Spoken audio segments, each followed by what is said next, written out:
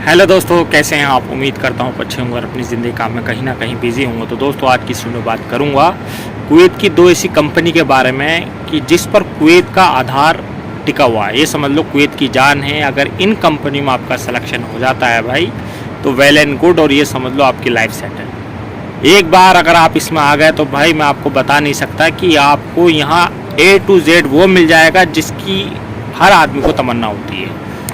लेकिन भाई इन कंपनी में आना इतना आसान भी नहीं जितना मैं आपको बता रहा हूँ। लेकिन ये है कि थोड़ी सी अगर कोशिश की जाए तो हो सकता है कि इन कंपनी में आपका सिलेक्शन हो जाए। तो भाई क्या प्रोसीजर वगैरह होता है वो मैं लास्ट में आपको बताऊँगा, लेकिन सबसे पहले मैं आपको क्लियर कर देता हूँ कौन सी कंपनी है, क्या काम है कुवैत में इनका, और क्या मतलब कि इनकी अब तक रेपुटेशन है कुवैत के अंदर। तो देखिए, सबसे पहले नंबर पर अगर मैं बात करूँ भाई, तो वो है आपकी KNPC।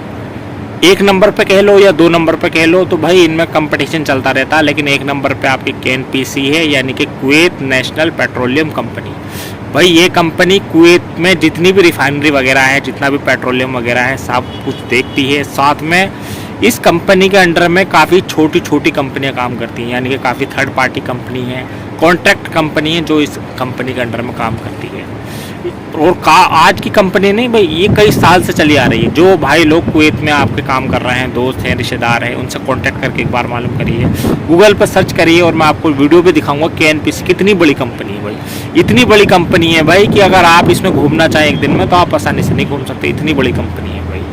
इसी तरीके से दूसरे नंबर पर अगर मैं बात करूँ तो KOC, यानी कि कुवैत ऑयल कंपनी। तो KNPC और KOC एक दूसरे में कंपटीशन रहता है। सेमी गवर्नमेंट कंपनी है भाई, सेमी गवर्नमेंट है भाई, यानी कि मैंने आपको पहले ही बताया था कि इन कंपनी में आने के बाद ऐसी फीलिंग आ गई जैसे आपकी गवर्नमेंट जॉब लग गई।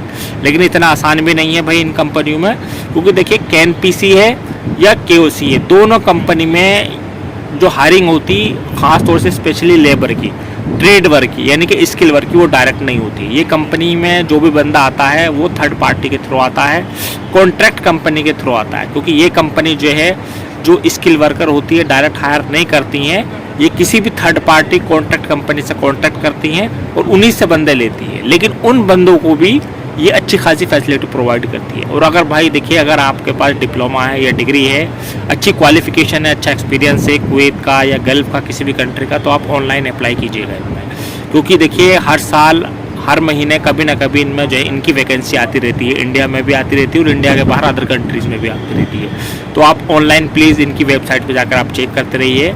आप में अगर कोई भी स्किल्स है, डिग्री है, डिप्लोमा है या अदर कोई भी, अगर आपके पास एक्सपीरियंस प्लस सर्टिफिकेट या डिग्री है, तो इन कंपनी में अप्लाई कीजिए। अगर एक बार आपका सिलेक्शन हो जाता है तो भाई वेल एंड गुड, क्योंकि इन कंपनी का एक्सपीरियंस भी इतना मायने रखता है भाई। अगर आप इन केस कभी दूसरी कंपनी में जाते हो कल को, तो वो कंपनी भी आपका एक बार का एक्सपीरियंस देख के ही आपको हायर कर देगा। तो इतनी बड़ी रेपुटेशन है। और रही बात देखिए ट्रेड वर्क की, यानी कि लेबर क्लास की, आपके ड्राइवर वगैरह है, या आपका इलेक्ट्रिशियन है, या आपका डक्टमैन है, इनकी जो हायरिंग होती है वो थर्ड पार्टी के थ्रू होती है। उसके लिए आपको भाई सिंपली दिल्ली है, मुंबई है, सप्लाई कंपनी की हायरिंग वगैरह चलती रहती है कि हाँ भाई KNPC के लिए रिक्वायरमेंट है। लेकिन वो डायरेक्ट KNPC हायर नहीं करती है, थर्ड पार्टी कंपनी हायर करती हैं। और वो भी जब करती हैं जब KNPC की तरफ से रिक्वायरमेंट इनके पास जाती है। तो आप इस बात का हमेशा ध्यान रखिएगा कि अगर आप स्किल वर्क हैं, इलेक्ट्रिशियन है, या आप मिशन है, मतलब कि आप जो है चिनाई वगैरह काम जानते हैं, या प्लम्बर हैं, XYZ कोई भी आपके पास स्किल काम है,